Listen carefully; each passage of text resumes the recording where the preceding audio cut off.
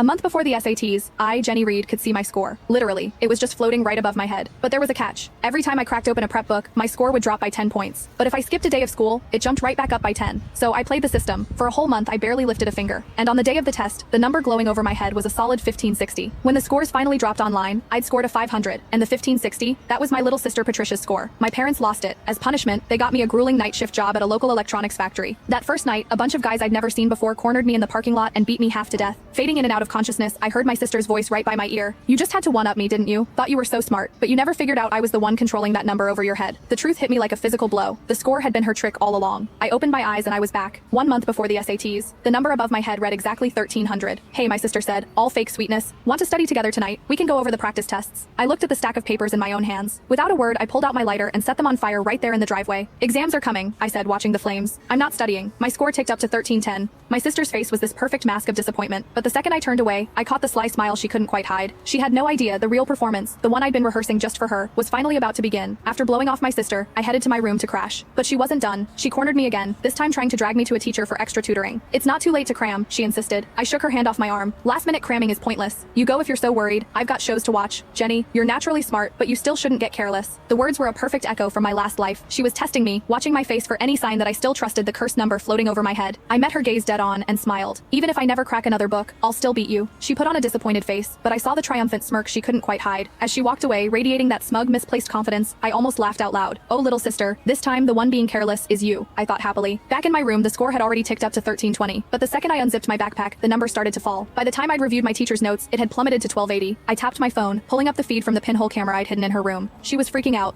"Why is it dropping so fast?" I knew she was lying. She said she wasn't studying, but she's obviously grinding right now. "Why doesn't she believe the score?" A cold, unfamiliar voice answered her. "Why are you panicking? Once it drops below 1000, it'll detonate right on top of her. Studying is basically a death wish." My blood ran cold, but my sister looked thrilled. If she gets blown up, she deserves it. Who told her to start studying and mess with my head? Staring at the falling number, my mind raced. I had to find a way to fool this thing, and fast. I spent the next hour trying everything. No matter what I did, the moment I engaged with any study material, the score kept dropping. When it hit 1000, it flashed a violent warning red. Pure adrenaline shot through me. I slammed my books shut, grabbed my stuff, and booked it to an all-night bar downtown. I didn't breathe easy until I saw the number climb back to 1530 on the reflection in my phone. And right on cue, my sister noticed it too. On the surveillance feed, she looked unbearably smug. I knew that idiot would fall for it. She's probably out partying right now, thrilled that her score is going up from slacking off. She actually thinks she's going to score a 1530. That's my score. Watching her celebrate, I let out a cold laugh and killed the feed. She had no idea I just cracked the code on how to cheat the score over my head. The real game was about to start. I let the chalk clatter onto the floor. Stretching out on the plush sofa in the bar's private room, I looked over the walls I'd covered in formulas and equations. That's what I'd really been doing all night, and the score floating above my head hadn't detected a thing. A waiter knocked, telling me my time was up. So, I made the call. "Hey sis, they won't let me leave the bar."